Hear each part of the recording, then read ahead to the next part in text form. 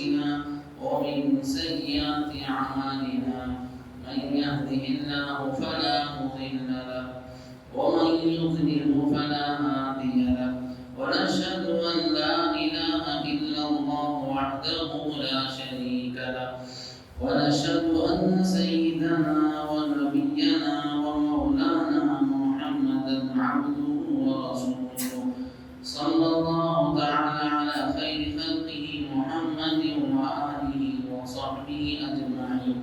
أما بعد، أعوذ بالله من الشيطان الرجيم. يا أيها الذين آمنوا استجيبوا لله وللرسول إذا دعاكم لما يحييكم. صدق الله العظيم.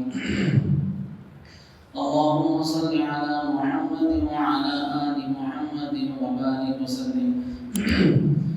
قابل احترام بزرگ دوستوں، آج ہماری زندگیاں دنیا کی ضروریات سے بھری ہوئی ہیں. ہر ایک کے پاس دنیا کی ضروریات کا سامان مکمل وافر مقدار میں ہے.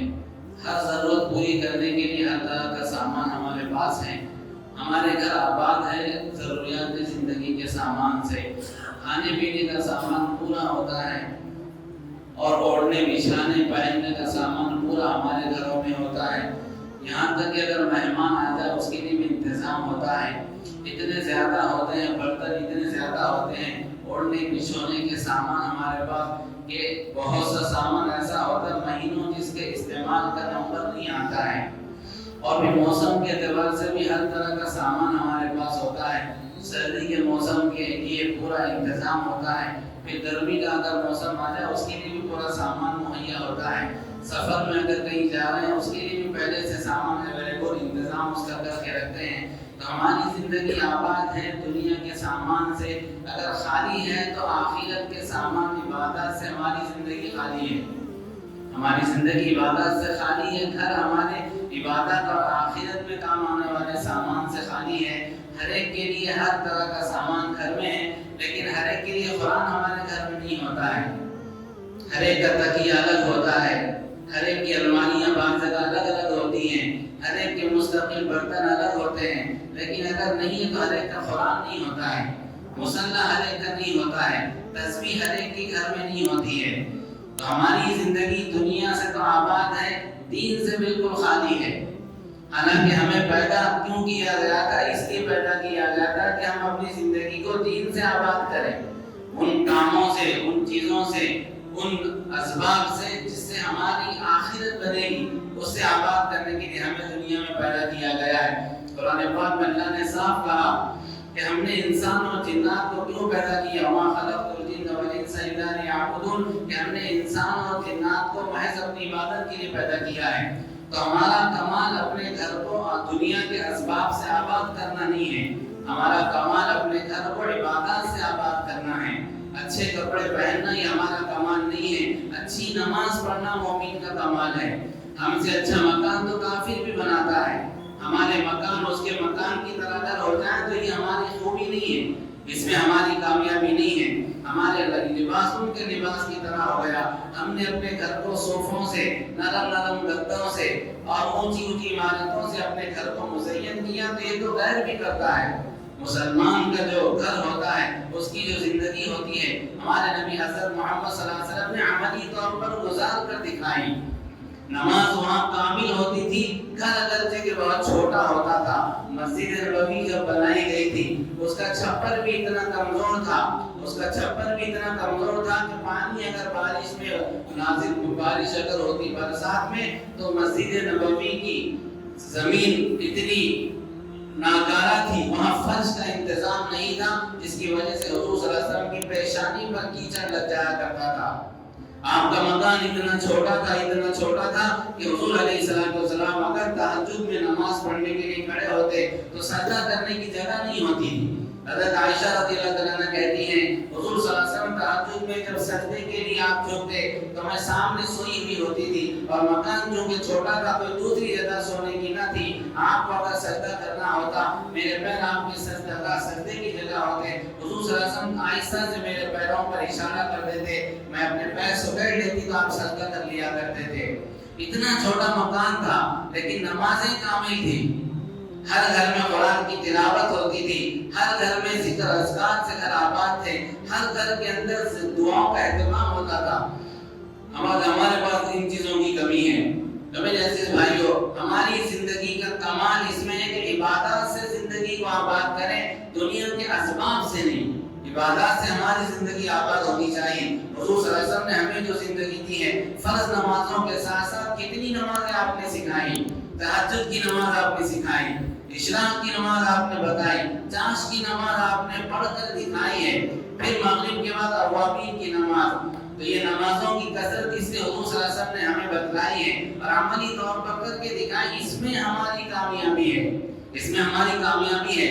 ہم فرض پڑھ کر مطمئن ہو جاتے ہیں اور یہ سمجھتے ہیں ہم نے حق ادا کر دیا۔ یہ نہیں، اپنی زندگی کو عبادات سے آباد کرنا کیوں؟ اس لیے کہ یہی کام آنے والا ہے۔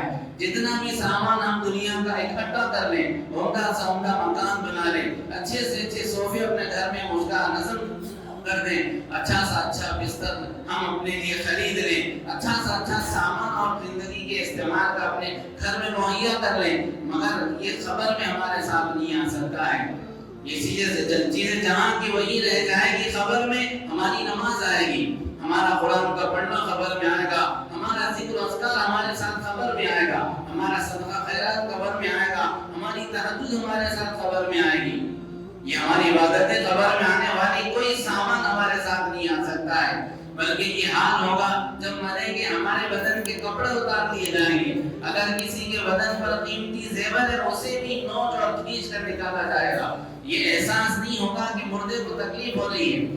آپ ہی کے حیدرآباد میں ایک بوڑھے کا انتقال ہوا، اس نے زندگی میں سونے کا دانت لگایا تھا، بیٹے نے غسان سے کہا اصول دیتے دیتے آہستہ سے دانت اکھاڑ لینا، اس لیے کہ باپ کے ساتھ جائے گا تو کوئی فائدہ نہیں ہوگا، ہمارے کسی کام آ جائے گا۔ یہ ہمارا سامان اسے کھینچ کھینچ کر لے لیں گے، اس وقت لڑائی جھگڑے ہوں گے۔ آدمی بسا اوقات دیکھتے ہیں، ہمارا تجربہ سب کا ہے، انتقال ہوتا ہے تو وہ پراپرٹی کی تقسیم میں سب منتشر ہوتے ہیں، ایک دوسرے سے کتراتے ہیں اور باپ کے جنازے میں محبت کا اظہار کر کے سب یکجٹ ہو کر باپ کے جنازے کو اچھے انداز سے خبر تک لے جانے کے لیے تیار نہیں ہوتے ہیں۔ تو میرے بھائیوں، ہمارے نبی صلی اللہ علیہ وسلم نے مثال دے کر بھی ہماری تربیت فرمائی، مثال دے کر ہمارے ذہن کو ہمارے نبی صلی اللہ علیہ وسلم نے بنانے کی کوشش کی کہ تم سوچو آخر کدھر زندگی گزار رہے ہو۔ آپ علیہ السلام نے فرمایا ایک آدمی کے 3 بھائی ہیں، وہ جب بہت بیمار ہو گیا، مرنے لگا، اس نے ایک بھائی کو بلا کر کہا کہ دیکھ میری کیا حالت ہے، میں نے زندگی میں تیرے لیے بہت کچھ کیا ہے، ہر تیری تکلیف اور غم میں تیرا ساتھ دیا ہے، اور ہر موڑ پر زندگی میں نے تیرا ہاتھ پکڑا ہے، اب یہ میری حالت ہے، تو میرا کیا ساتھ دے گا؟ اس بھائی نے کہا کہ میں تیری ہر طرح کی تیمارداری کروں گا، ہر طرح کا علاج کرنے کے لیے پوری کوشش کروں گا، پوری تدبیر کروں گا، جدوجہد کروں گا، جہاں بھی صحت ملنے کی امید ہے وہاں تجھے لے جاؤں گا، لیکن اگر تیرا انتقال ہو گیا اس کے بعد پھر میں لے جا کر تجھے دفنا دوں گا۔ بھائی نے کہا اس کے بعد تو میں تیرا کوئی ساتھ نہیں دے سکتا۔ اس نے کہا میں نے تو سب لگایا تیرے لیے میں نے سب لگایا، نہ صحت دیکھی نہ بیماری، نہ رات دیکھا نہ دن، نہ کمزوری دیکھی نہ طاقت، ہر مرتبہ زندگی کے ہر مرحلے میں تیرے لیے میں نے اپنے آپ کو لگایا، بس تو کہتا ہے کہ بس زندگی تک ساتھ دے گا اور اس کے بعد ساتھ نہیں آئے گا۔ اس نے کہا کہ میرا اس سے زیادہ بس نہیں چل سکتا ہے، اس سے آگے میرا بس نہیں ہے، قبر تک لے جا کر دفنا دوں اور اس سے آگے میں نہیں آ سکتا۔ اس نے کہا ٹھیک ہے چلا جا، دوسرے بھائی کو بلایا، اس سے کہا کہ دیکھ میری کیسی حالت ہے، اب بتا اس حالت میں میرا کیا ساتھ دے گا؟ میں نے تو اپنی پوری زندگی تیرے لیے لگا دی ہے، نہ خوشی دیکھا نہ غم، نہ راحت دیکھا نہ آرام، نہ تکلیف دیکھی نہ مصیبت، ہمیشہ تیرے ہر تقاضے پر میں نے سب کچھ لگایا ہے، تو میرا کیا ساتھ دے سکتا ہے؟ وہ بھائی نے کہا میرا تیرا ساتھ بس زندگی تک کا ہے، جب تک تیرے بدن میں سانسیں ہیں، جان ہے، تیرے ساتھ ہوں، جیسے یہ سانس کا سلسلہ ختم ہو جائے گا اور زندگی کا سورج غروب ہو جائے گا، میرا تیرا کوئی تعلق نہیں، دوسروں کے پاس چلا جاؤں گا۔ اس نے کہا یہ کیا ظلم ہے، میں نے تو سب تیرے لیے لگا دیا اور تو کہتا ہے کہ بس زندگی تک ساتھ ہے، اس کے بعد کوئی ساتھ نہیں ہے۔ وہ کہے گا بس میرا بس اتنا ہی، اس سے آگے نہیں چل سکتا۔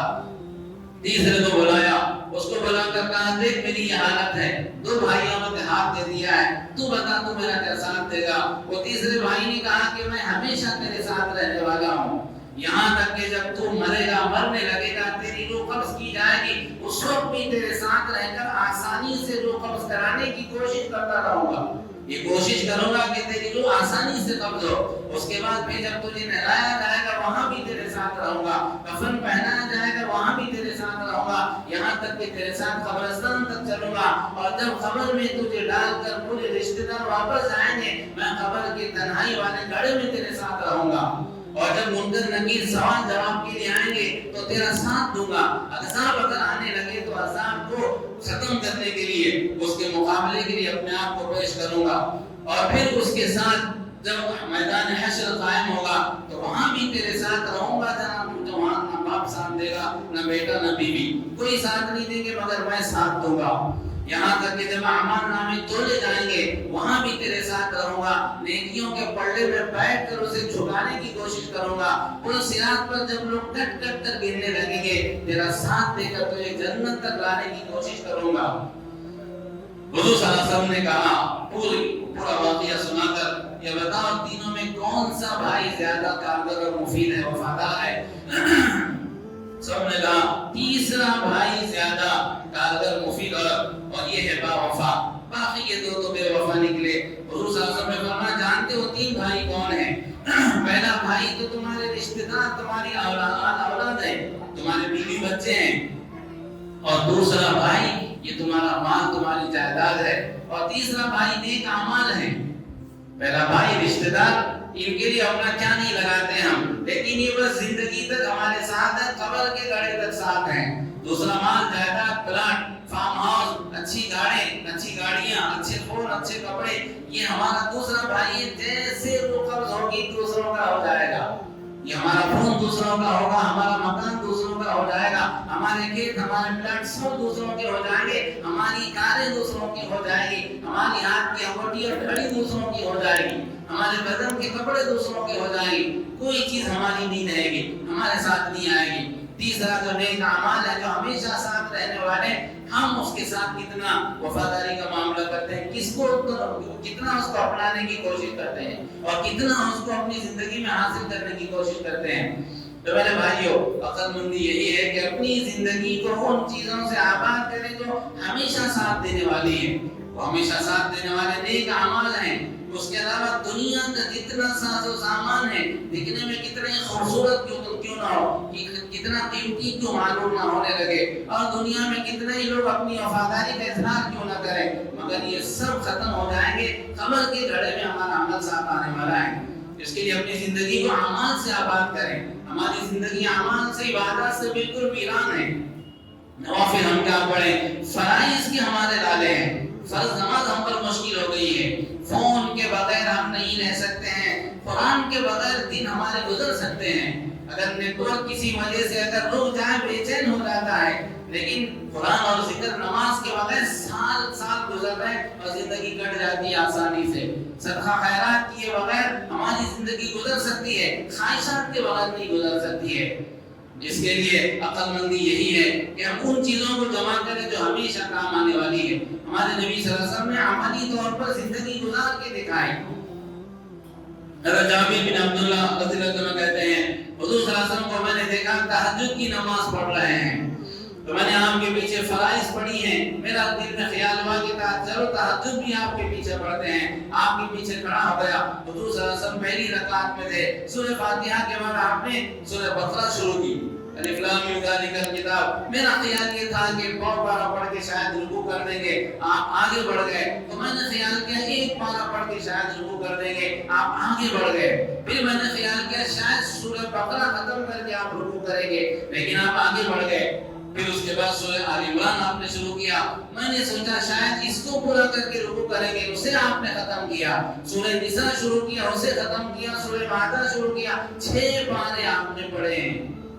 اتنا لمبا آپ قیام کرتے تھے، پیروں میں آپ کے ورم آ جاتا، زیادہ آدمی جب کھڑا ہوتا ہے تو پیر اس کے پھول جاتے ہیں، اور جتنا کمزور ہوتا اتنا جلدی پیر پھولتے ہیں، اور جتنا طاقتور ہوتا اتنا بہت دیر سے اس کے پیر پھولتے ہیں۔ حضور صلی اللہ علیہ وسلم بہت طاقتور تھے، اللہ نے آپ کو بہت طاقت دی تھی، روحانی طاقت، جسمانی طاقت. آپ کے پیروں میں ورم آتا مطلب کتنے دن کے بعد اور کتنا لمبا قیام کے بعد آپ کے پیروں میں ورم آیا ہوگا، آپ کے پیر پھول جاتے تھے. تو وہ صحابی کہتے ہیں مجھ سے رہا نہ گیا، میں نے اپنی نماز شارٹ کر لی، وہاں سے گزر گیا. تو یہ زندگی ہمیں ایسی گزارنی ہے کہ ہم روزانہ قرآن کی تلاوت کریں، ہمارے گھر میں نظام ہو، ہمارے گھر میں نظام ہو کہ سب کو بٹھا کر کبھی قرآن پڑھنے کی کوئی ترتیب بنائی جائے، سب کو بٹھا کر درود شریف پڑھنے کا کوئی ہمارے گھر کے اندر نظام ہونا چاہیے، ذکر کرنے کا کوئی ہمارے گھر میں وقت ہم متعین کریں. اس طرح اگر کریں گے تو یہ زندگی اصل کامیابی کی زندگی ہے. لیکن اس وقت تک اپنی زندگی کو عبادت سے آدمی آباد نہیں کر سکتا ہے جب تک کہ عبادت کی ضرورت کا احساس نہ ہو. آدمی جس چیز کو اپنی ضرورت سمجھتا ہے اس کے لیے لپکتا ہے، اگر وہ نہیں ہے دوسرے سے مانگ کر لیتا ہے. گاڑی ضرورت محسوس ہو گئی خریدنے کی کوشش کریں گے، نہیں اگر تو دوسرے سے لیں گے. شادی کا موقع اگر آ گیا، اچھا لباس ایک ضرورت آدمی سمجھتا ہے، شیروانی نہیں ہے تو دوسرے سے مانگ کر لے گا. بہنوں میں دیکھا ہوگا آپ نے کہ دوسروں کا زیور پہنتی ہے مانگ کر، کیوں؟ اس لیے کہ ضرورت اس کو سمجھا تو پھر اس کو جمع کرنا حاصل کرنا آسان ہو گیا. عبادت کو ضرورت اگر سمجھیں گے تو پھر عبادت کرنا آسان ہوگا. عبادت کو اس وقت تک اپنی ضروریات میں نہیں لا سکتے جب تک کہ موت کا یقین نہیں ہوگا. موت کے بعد کی زندگی کا جب تک یقین نہیں ہوگا، عبادت ہماری ضرورت اس کا احساس نہیں ہوگا. ہم یہ سمجھتے ہیں دنیا سب کچھ ہے، لہذا دنیا جب سب کچھ ہماری نگاہوں میں تو یہاں کا سامان ہمارے لیے اہم، اس کی ضرورت کا احساس ہے. موت کی بعد کی زندگی کو ہم نے بلا دیا، وہ اگر یاد ہوگی تو پھر تہجد ضرورت ہماری اس کا احساس ہوگا، قرآن کی تلاوت روزانہ یہ ضرورت اس کا احساس ہوگا، روزانہ ذکر، روزانہ حضور صلی اللہ علیہ وسلم پر درود پڑھنا یہ ہماری ضرورت ہے. اوابین، چاچ، اشراق، یہ سب ضرورتوں کا احساس ہوگا تب جب موت کے بعد کی زندگی کا یقین ہوگا. جن کے پاس موت کی بعد کی زندگی کا یقین تھا انہوں نے اپنی زندگی کو دنیا کے سامان سے تو برباد کر لیا، خالی کر لیا، لیکن عبادات سے زندگی ان کی زندگی آباد تھی. حضرات صحابہ کرام کی زندگی دیکھیں کہ کھانے کے لیے کھانا نہیں ہوتا تھا، گھر میں سامان زندگی نہیں ہوتا تھا، مگر پوری زندگی پورے اعمال سے آباد تھی. پوری زندگی پورے اعمال سے آباد تھی. پہلی صف میں آدھی صف گر جاتی تھی، فجر کی نماز میں بھوک کے فاقوں کی کثرت کی وجہ سے کھڑے ہونے کی طاقت نہیں ہوتی تھی، لیکن فجر کوئی نہیں چھوڑ سکتا تھا، فجر کی نماز کوئی نہیں چھوڑتا تھا، حالانکہ پیٹ میں کھانا نہیں ہوتا تھا. لباس کی کمی نماز سے نہیں روک سکتی تھی. ایک صحابی اپنے گھر سے نکلے ہیں، 14 دن ہے گھر سے نکلے ہیں، 3 دن سے جا رہے ہیں واپس آ رہے ہیں، خالی ہاتھ آ رہے ہیں، کوئی روزی روٹی کا انتظام نہیں ہو پا رہا ہے. 3 دن سے گھر میں فاقہ ہے. 4تھے دن گھر سے باہر نکلے، پیچھے بیوی نے آواز دی، اجی ذرا سنتے تو جاؤ. پلٹ کر پوچھا کیا بات ہے؟ کہا مجھے یقین ہے کہ آپ اور 14 دن بھوکا رہ سکتے ہیں، صبر آپ کر سکتے ہیں. مجھے ڈر یہ ہے کہ کہیں بیوی بچوں کی محبت میں آپ کوئی غلط بات ہمارے گھر نہ لا لیں. ہم بھوکے رہ سکتے ہیں، اللہ کے حکموں کو نہیں توڑ سکتے ہیں. ہم بھوک برداشت کر سکتے ہیں، اللہ کی ناراضگی کو برداشت نہیں کر سکتے ہیں. ہمارا گھر بغیر چاول کے، بغیر روٹی کے رہ سکتا ہے، مگر اللہ کے احکام کے بغیر ہمارا گھرانہ نہیں رہ سکتا ہے. یہ ان کے پاس مزاج کیوں تھا؟ ان کو یقین تھا کہ مرنا ہے، اور مرنے کے بعد کیا کام آئے گا؟ یہ دنیا کی چیزیں کام نہیں آئے گی، وہاں تو عبادت کام آئے گی، اللہ کے احکام کو مکمل کرنا وہاں کام آئے گا. اس کے لیے موت کا یقین جتنا ہوگا اتنی زندگی آدمی کی سیدھے راستے پر چلے گی. موت کا یقین کیسے آئے گا؟ اس کے لیے کبھی قبرستان جانا پڑے گا، کبھی تنہائی میں ذرا اوڑھ کر، چادر اوڑھ کر لیٹ کر اپنی موت کا تصور کرنا ہوگا. ہم نے موت کو بھلا دیا ہے. ہر مرنے والے کی خبر سننے پر ہم یہ تصور کرتے ہیں انہیں مر گیا، اپنا ٹائم بہت باقی ہے، ہم کہاں مریں گے، ابھی بہت ٹائم باقی ہے. یہ غلط تصور ہے. ہر ایک کو مرنا ہے. 1000 سال بھی اگر عمر ہے اس کا بھی جنازہ اٹھنے والا ہے. ہم سے پہلے لوگوں کی عمریں 2-2000 سال تھی، مگر آج وہ دنیا میں نہیں ہے. ہم بھی ایک دن دنیا سے چلے جائیں گے. تو موت کا اگر خیال کریں گے روزانہ، اگر مولانا تھانوی رحمۃ اللہ نے لکھا ہے، آدمی اگر اس طرح کا تصور کرے چادر اوڑھ کر کہ فرشتہ آ رہا ہے، میری روح قبض کر رہا ہے، پانی گرم کیا جا رہا ہے، کفن میرا لایا گیا، رشتہ دار آ گئے، مجھے دلایا جا رہا ہے، کفن پہنایا جا رہا ہے، میرا جنازہ لے کر لوگ جا رہے ہیں، اور خبر میری کھودی کے اندر لگ کر مٹی مجھ پر ڈالی جا رہی ہے. یہ تصور 1 سے 2 4 5 مرتبہ کریں گے، ذہن اور دماغ میں موت کا یقین بیٹھ جائے گا. پھر آدمی حیبت سے اڑ جائے گا. پھر اس کے بعد جب یہ تصور بیٹھے گا ہر نیکی آسان ہے، ہر گناہ سے بچنا آسان ہے. جنہوں نے ایسا اپنی زندگی میں تصور قائم کیا، بادشاہت میں رہ کر بھی وہ کبھی تکبیر اولیٰ نہیں چھوڑتے تھے، بادشاہت میں رہ کر بھی کبھی تہجد ان کی قضا نہیں ہوئی. بہت سے عجیب عجیب بزرگوں کے واقعات ہیں. کیسا ان کے لیے آسان تھا؟ اس لیے آسان تھا کہ ضرورت محسوس کی تھی کہ صاحب بغیر عبادت کی زندگی نہیں ہے. جیسے ہم نے ضرورت محسوس کی بغیر فریج کے کسی کا گھر نہیں ہے. غریب بھی اگر ہے تو گھر میں فریج ہوتا ہے، غریب بھی اگر ہے تو گھر میں کولر ہوتا ہے، غریب بھی اگر ہے تو گھر میں بیڈ ہوتا ہے اور صوفہ ہوتا ہے. غریب سے غریب کے پاس بائک ہوتی ہے، اس لیے کہ ضرورت اسے سمجھا ہے، حاصل کرنا آسان ہے. انہوں نے ضرورت سمجھا تھا موت کو، موت کے بعد کام آنے والے اعمال کو. بادشاہ رہ کر تہجد نہیں چھوڑ سکے. خواجہ شمس الدین التمش رحمۃ اللہ علیہ ہندوستان کی تاریخ کے عظیم بادشاہ گزرے ہیں. ان کے شیخ خواجہ بختیار کاکی رحمۃ اللہ علیہ بہت بڑے بزرگ گزرے ہیں. ان کا انتقال ہوا، انہوں نے انتقال سے پہلے وصیت نامہ لکھا تھا کہ میری جنازے کی نماز وہ پڑھائے گا جس کے اندر 4 صفات ہوں گی، جس کے اندر 4 صفات ہوں گی وہ میری جنازے کی نماز پڑھائے گا. پہلی صفت یہ کہ اس نے کبھی تکبیر اولیٰ نہ چھوڑی ہو، دوسری یہ کہ کبھی تہجد اس کی قضا نہ ہوئی ہو، تیسری عصر سے پہلے کی 4 رکعت سنت عام طور پر اسے چھوڑ دیتے ہیں، اس لیے کہ سنت غیر موقعہ ہے، اس نے وہ بھی نہ چھوڑی ہو زندگی میں. چوتھی اس کے اندر یہ خوبی ہو کہ اس نے کسی غیر محرم کو نہ دیکھا ہو. یہ 4 صفات جس میں ہوں گے وہ میری جنازے کی نماز پڑھائے گا. یہ وصیت نامہ انہوں نے لکھا تھا. دہلی میں ان کا جنازہ لا کر تیار رکھا گیا. بڑے بڑے وقت کے محدث علماء موجود ہیں، بڑے بڑے تہجد گزار موجود ہیں، بڑے بڑے ذکر و اذکار کے انبار لگانے والے موجود ہیں، مگر کوئی آگے بڑھ کے جنازہ پڑھانے کے لیے تیار نہیں ہے. کسی کی ہمت نہیں، اس لیے کہ وہ 4 صفات ہر ایک کے اندر بڑی بڑی مشکل، کوئی آگے نہ بڑھ سکا. بہت دیر کے بعد ایک بندہ آگے بڑھتا ہے، پڑھ کر آگے وہ نماز پڑھاتا ہے اور خواجہ بختیار کاکی کے جنازے کو مخاطب کر کے کہتا ہے او خواجہ تو چلا تو گیا لیکن تو نے میرا راز فاش کر دیا. اس کے بعد لوگوں کی طرف متوجہ ہو کر کہتا ہے الحمدللہ کبھی میری تکبیر اولیٰ فوت نہیں ہوئی، کبھی میری تہجد نہیں چھوٹی، اور کبھی میں نے عصر سے پہلے کی سنت نہیں چھوڑی، اور میں نے کبھی کسی غیر محرم کو نہیں دیکھا. وہ کوئی مسجد کا امام یا مؤذن یا کسی مدرسے کا مدرس یا معلم یا کوئی محدث نہیں تھا. ہندوستان کا اس وقت کا بادشاہ خواجہ شمس الدین التمش تھا.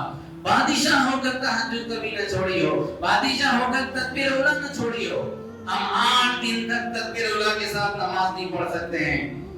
تہجد ہمارے لیے کتنا مشکل ہے، مہینہ ہو جاتے تہجد نہیں پڑھ سکتے ہیں. عصر سے پہلے کی سنت تو ہمیں معلوم نہیں ہے، اور پھر اپنی نگاہوں کی حفاظت کتنا مشکل ہمارے لیے. بادشاہ ہو کر اتنے مشکل کام آسان تھے. کیوں آسان تھے؟ ان کی رگوں میں کوئی اور خون نہیں تھا، کوئی اور غذا وہ نہیں لیتے تھے، کسی اور زمین پر کسی اور آسمان کے نیچے نہیں رہتے تھے، کوئی اور قرآن ان کے پاس نہیں تھا، کوئی اور نماز ان کی نہیں تھی. بلکہ فرق یہ تھا کہ موت کے بعد کی زندگی کا احساس ہونے تھا. ہم نے موت کے بعد کی زندگی کا احساس بھلا دیا ہے.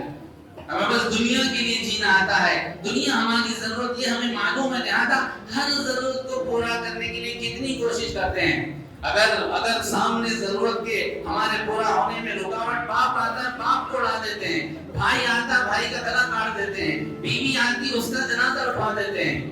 اس لیے کہ ہماری ضرورت میں آڑ ہے، اس لیے کہ ہم نے دنیا کا ضرورت بنایا. انہوں نے آخرت کو اور موت کے بعد کی زندگی کو اپنی ضرورت سمجھا تھا، لہذا وہ تمام چیزیں ان کی زندگی میں تھی جو وہاں کام آنے والی تھی. ابو حنیفہ رحمۃ اللہ علیہ کے بارے میں سنتے ہیں 50 سال تک عشاء کے وضو سے فجر کی نماز پڑھی ہے. آج تو ہمیں ان واقعات کو تسلیم کرنا مشکل ہو گیا ہے. بہت سے لوگ انکار کرتے کیسا ہو سکتا ہے صاحب، 50 سال سعودی میں رہ کر بھی بچوں کو چھوڑنا یہ سمجھ آتا ہے. 50 سال 25 سال اپنے بیوی بچوں کو چھوڑ کر دوسرے ملکوں میں رہ گیا، یہ تو سمجھ آ سکتا ہے، لیکن یہ نہیں سمجھ آ سکتی. کیوں؟ اس لیے کہ اس کی ضرورت کا احساس اس کی ضرورت کا احساس نہیں ہے. تو میرے بھائیو، اصل ہماری کامیابی اس میں ہے کہ زندگی کو آباد کریں عبادات سے. کچھ ہماری عبادات میں اضافہ ہونا چاہیے. فرض نماز تو ضرور پڑھیں، ساتھ میں ذرا نفل بھی پڑھیں، ساتھ میں قرآن کی تلاوت کچھ نہ کچھ ہم کریں. روزانہ معمول بنا لیں، ایک آیت ہی صحیح، ایک صفحہ ہی صحیح آدمی معمول بناتا ہے. اللہ انتظار کرتے ہیں بندے کا.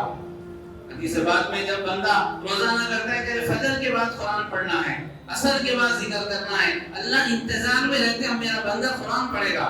اب میری بندی اثر کے بعد ذکر کرے گی جیسے ہم اپنے دوست کے انتظار میں ہوتے ہیں، فلاں وقت میں فون کرتا ہے، انتظار میں ہوتے ہیں فلاں وقت میں فون آ جائے گا، فون بازو لے کر بیٹھتے ہیں اور توجہ فون کی طرف ہوتی ہے، ایسے اللہ بھی انتظار میں ہوتے ہیں۔